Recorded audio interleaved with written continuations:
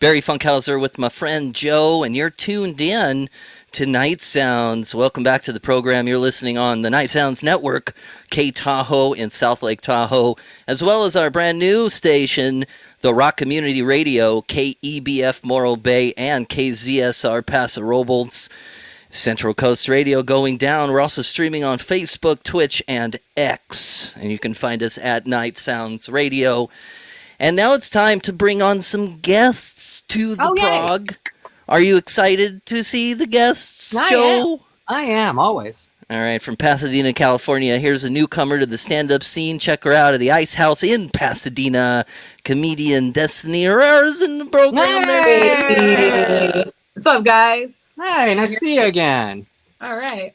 And me too. Hi, Destiny. I mean, whatever. Hi.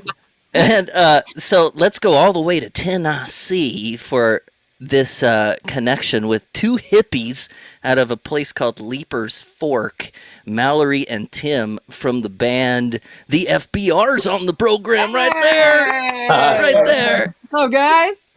How you doing? Hey. Oh, man, live radio. Thanks for being part of it, man. This is the first time we're using video. Well, not the first time, but this is our first interview where we have band on and I have to push all the buttons. So thanks for being here. That's awesome. You're doing a great job. Tell us where you came from. Where's the heck is Leaper's Fork? Leaper's Fork. Yeah, it's like 45 minutes south of Nashville, southwest, and just off a town called Franklin. It's a fun little town. Lots of artists. Kind of a local watering hole up in the town called Puckett's. We hang out at. It's I don't know, as hallmark as it gets, in my opinion. It's fun. Lots of great music there. Lots of great people hanging out, and it's a good little vibe. Yeah. Does it become Christmas time on November 1st? Yeah. It's pretty much Christmas year round in Leaper's Fork. Yeah, there's actually Christmas lights on Yeah. all the buildings that are shops in Leaper's year round. So but I was driving on one of the side roads yesterday and noticed there's this iconic big tree that's already lit up, and it was I think 3 days into November. So yeah. Oh yeah, totally. People I like it. Yeah. Big So Christmas. Tim, you're this songwriter. You play the harmonica, and you're a poet.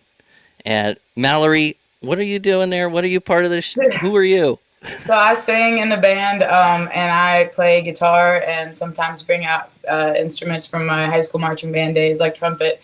Fun. Yeah. So just having fun with it, and I also started co-writing with Tim. I do a lot of the chord progressions and melodies for some of the songs, and so that's what I do. That's far out. How'd you guys find each other? At Puckett's, in At our the little bar. watering hole. Yeah, at the bar. It's a songwriter's night. It's an old kind of grocery store that started up in 1947, and it was called Fox and Lock for about 3 years. Then became Puckett's for 50 years, and then they recently changed it back to Fox and Lock. But it's a great little venue, a great little music venue now. And so the change is when we first met, there was still grocery aisles, and there you could go have these heart-to-heart conversations in the grocery aisle while this open mic was going on up front. And so when we met, I sang a Leonard Cohen song at the open mic, and I sang Hallelujah, but I sang a lot of Leonard's more obscure verses, and he came up to me and was like, "You didn't learn that from church or from Shrek, did you?" I was like, "No, I love Leonard Cohen." I didn't learn it from Shrek. Yeah, he's like, you. I knew she'd know the reference, And I knew the reference, and I'm like, no, I know what you're talking about. The Rufus, I think Rufus Wainwright, or Rufus Jeff, Wainwright. on that, Yeah, maybe on that Jeff one, Buckley, maybe no, it's Rufus. A And, lot of people don't know that he wrote at least 40 verses Yeah. when he was writing that song. There's a lot of them that are really obscure that nobody's heard. But So here we were, just outside. There's a little tiki bar outside. You can hang out by a fire pit there. It's great. And he came up and was asking me questions, and so we started talking about Leonard Cohen, and I was like, "Hey, do you want to try and co-write sometime?" And he was like, "Yeah, let's try." So that's how we met. Yeah. That's so cool. Yeah. Now you're out touring the world and stuff, huh? Getting there. We just finished up the debut record, so next year I'm putting it out there in the universe. We're going to be getting on the road, and in April, we're supposed to start a tour out on the West Coast, actually. Yeah. So maybe. But have you found any other grocery store / music venues? No. Or any other good mashups? Because there used to be this great mashup in Seattle. I have never lived there. I just went to a show there once called Sit and Spin. You can go and do your laundry and watch a punk show at the same Oh, time. that's It was amazing. fantastic. Oh, we That's had perfect. to Think that go. you met in aisle 2. Right? A lot, quite a few. No, it's crazy because these people show up to do open mic, and back in the day, like when I first heard about it, in like 2013, I was like told by some friends that had come to Nashville. It was crazy. Our server was just so humble and sweet the whole time, and then they got up on stage and ripped it on guitar and were this amazing singer, and then they just got back to like, okay, can I get you another Coke? And it's just no big deal. Like nothing just happened, and I had to go check it out. I've heard Stevie Ray Vaughan stories like that. Back in the old days down in South, he'd be working in a restaurant and he'd come out and shred like that, and then go right back to working. I bought a CD from him years ago, like that. Fantastic. Well, your latest album is called Ghost, right? Is that what's going down here? That is what's going down. Yeah, and it's out next year in January. We're going to play one of your songs. The music video is cool, but I figured I'd bring you and comedian Destiny Herrera on because I like it. Don't take this the wrong way, Destiny, but you kind of fit the description of what I would call a ghost. If I saw you at the corner of my eye, I'd be like, oh. You're not the first person to tell me that, so. Well, wait, does it have anything to do with the comedic? Does it have anything to do with the comedic content? I mean, no, it's I just was born this way. I was just born this way. My parents for that one. Oh. Well, the topic tonight is ghosts, and I wanted to talk to you guys about this because ghosts are like not trendy anymore because 93% of people are no longer afraid of ghosts. They're usually your spirit guides or your spirit or guides or just spirits. They're more afraid of home repairs now. They're more afraid of home repairs. Okay. Than ghosts. That's like 93% of everybody is now. When you ask them, like, what are you more afraid of? Write a list. Most people write home repairs, and nobody's writing ghosts anymore. Well, these types of ghosts are the ones that are not poltergeists. They're not the kind that come from a grave and haunt you or scare you. These kind of ghosts are of your own making, pretty much in your past and coming back to haunt you or things you have to deal with. It's like your entire stand-up. Pretty much. My childhood trauma coming back to haunt me. They're friendly. Right, exactly. People probably feel like more protected now because everyone's all into stones in this, day and age. They're little crystals and everything. So they're like, fine, they're not going to touch me. I got a quartz.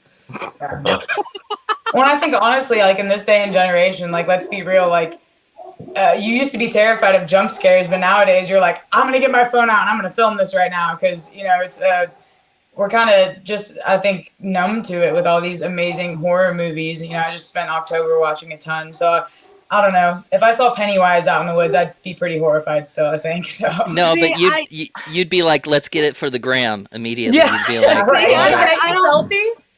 I don't know. I'm still, I am still of the opinion that if ghosts are real, I am going to be terrified of them. Okay.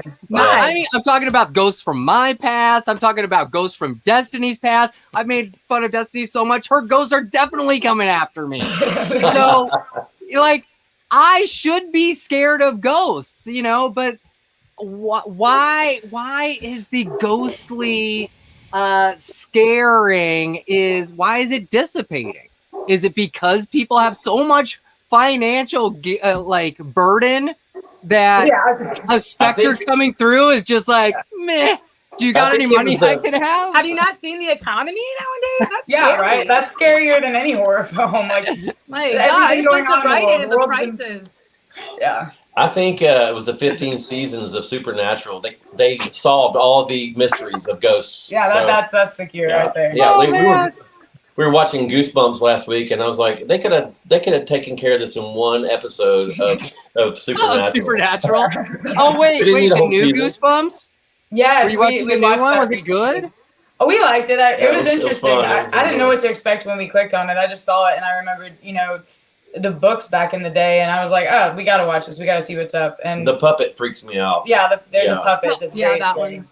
So wait, okay, so everybody here except for myself, Barry, you're probably you were all in the Goosebumps age, right? I was like a little bit too old when all that stuff started coming out. So you're a little too old, but like you still read them. You just didn't tell your friends about it. I didn't know. Like I didn't read them. I just kind of like knew about it through like osmosis, and then like being in an entertainment industry, you just like, oh, the movie, oh, the television show, oh, blah blah blah. I mean, it was like scary stories for kids in a sense, so they're not right. So, okay, so you're not gonna see someone's head get chopped off. You know, it's not hereditary. Why not? I was pretty shocked. Like, I mean, I guess maybe not so much these days, but like, I was pretty shocked because we started it on, I think, Hulu, and we switched to Disney because we're very anti-commercials. And I was shocked because I just like, it did seem like some of the stuff in there. I know that if I would have been like 9 years old watching that, I'd have had nightmares for weeks. But you know, now obviously it's. Well, to your point of kind of desensitizing to those things, I mean, these Goosebumps are way more hardcore than the old Goosebumps. Yeah. I mean, there's like a whole bunch of like really dark stuff happening in the new I think kids are more scared of going to school now because we know what could happen there. Absolutely. Then a puppet talking. I'd be like, oh, cool, that's fine. But that's always been my I live today past 5th grade. I don't know. Serial killers and movies like that where it's the suspenseful stuff, that's way more terrifying to me than like Thrasher or anything, you know, where it's almost to the level of supernatural. Like I've had, you know, some weird experiences. We all have our ghost stories, but like the real life stuff scares me more. Like listening to true crime, I'm like, whoa, that could really actually happen.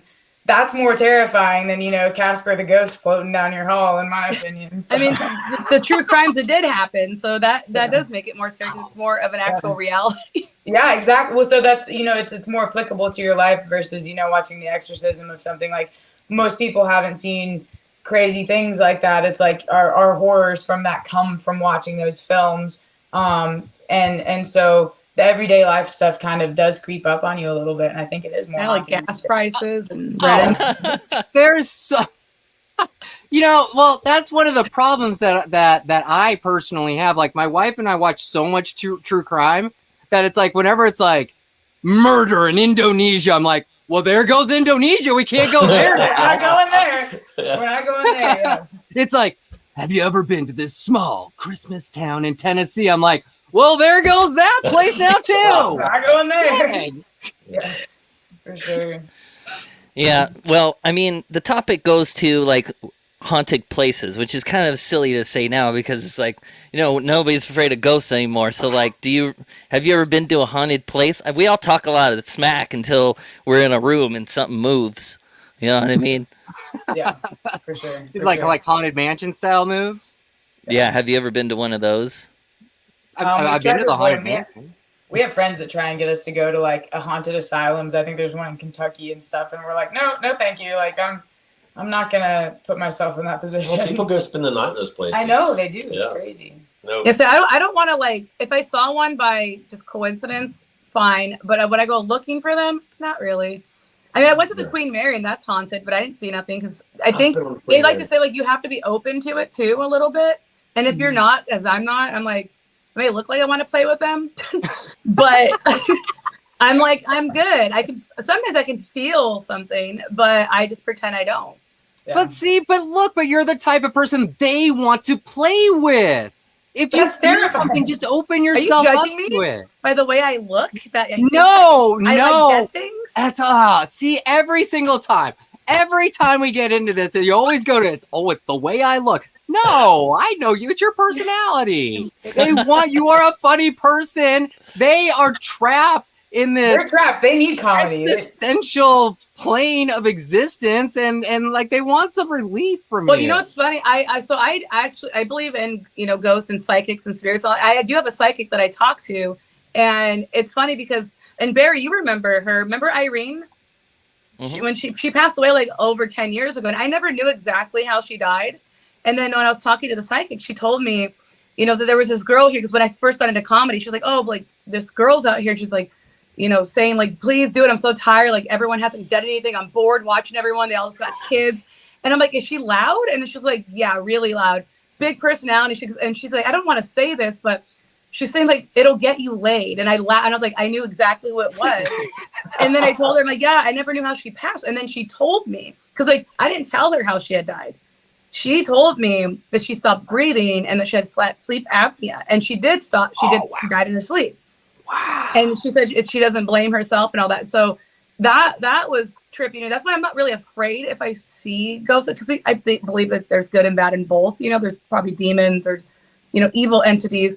But when, I don't know, I talk to my guides, I know who they are. And so I feel like they're here protecting me. So I'm not really worried about, my head spinning and becoming, the exorcist or something, or you know what I mean? I'm like, I'm good. Like, they're there. So that's a whole other aspect. I don't know if I'm gonna have ghosts. I want them to be like the sitcom ghosts, like ghosts. I want them to be like those ghosts. They seem fun and nice, and they would bring me coffee. Let me put this out there. This is very deep. Mallory came to me with this like a week ago. Everybody here in this conversation, we're saying believe in ghosts. Believe in ghosts. There's another way of looking at that, and it's like knowing that ghosts are real versus believing that they're real.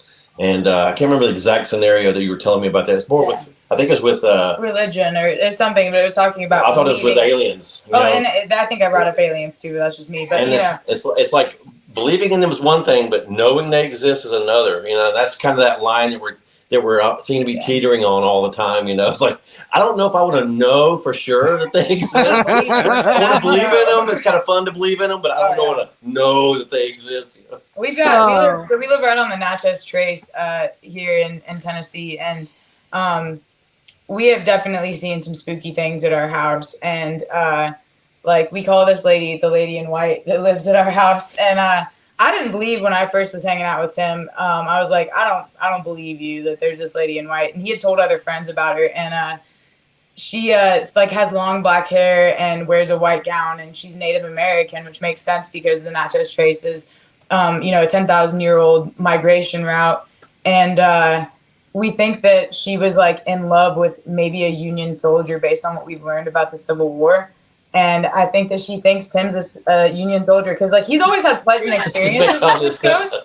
No, he's always had pleasant experiences with this ghost, like, not bothering him. But his friends and, like, me, like, there's a drawer handle that I have tightened that stuff down. Like, I've tightened it all the way down. I have put super glue in there and tightened it down. And the next morning, it is swinging.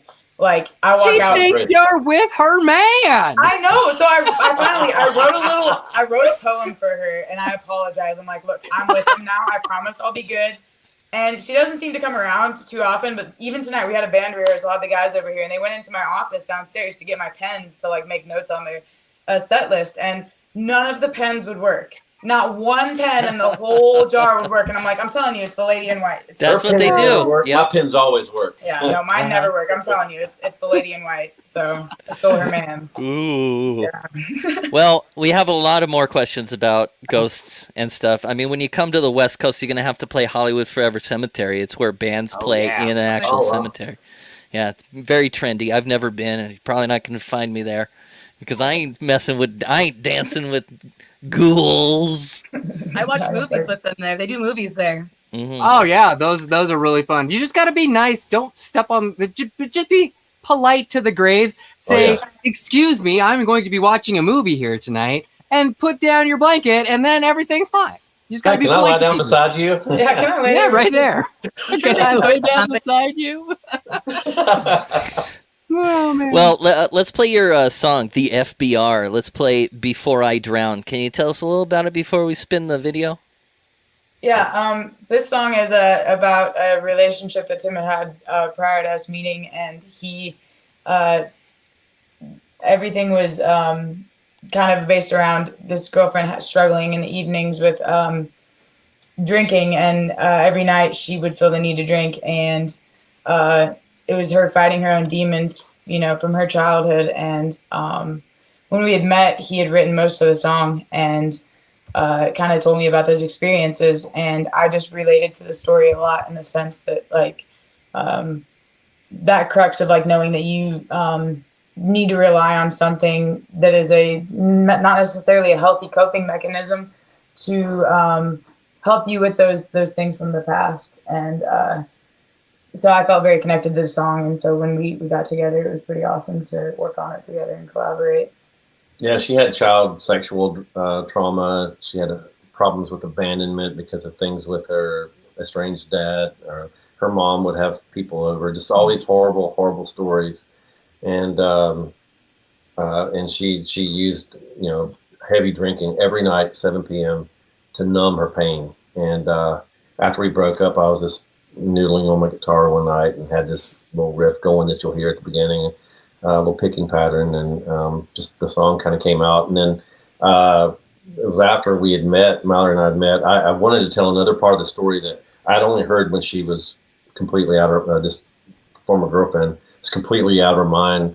She would go into these deep, dark places and tell these things that happened when she was a child. And, I wanted to tell part of that story also. So one night I was rapping TLC Waterfalls. We would have these jams around the fire, and he was like, "I think that I need to write a rap there." She was a huge fan of like Eminem. Oh, she killed the rap in TLC. Oh, I was having fun. She freaking threw it down. I'm like, that's how I'm going to do the bridge in this song. I want it to be a rap.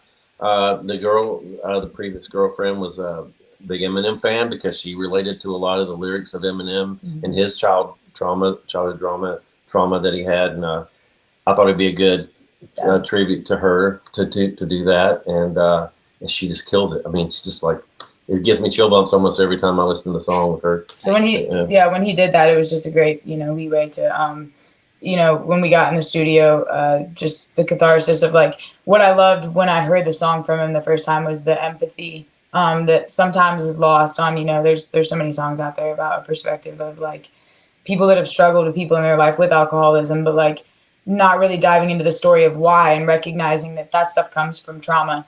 And so I appreciated like the tender spot he came from with that song. And it's not an anti-drinking song. Like, we have our share of bourbon. In fact, this thing is sitting on a huge bourbon shelf. Yeah. Right now. I thought you were in a cask of some sort with all the wood. This is my songwriting shed, but there are two full shelf full of bourbon. So it's not an anti-drinking song. It's just recognizing that trying to find healthy ways of dealing with your past. Kind of bring light to it. Far out, man. It's the deepest song I've heard the story about, man. You guys are both storytellers. That's the problem here. Yeah, sorry, Barry. It's like every time you're in the room together, it's lightning in a bottle. You know what I mean? It's the best part. Well, let's hear it now. This is Before I Drown from the FBR on Night Sounds.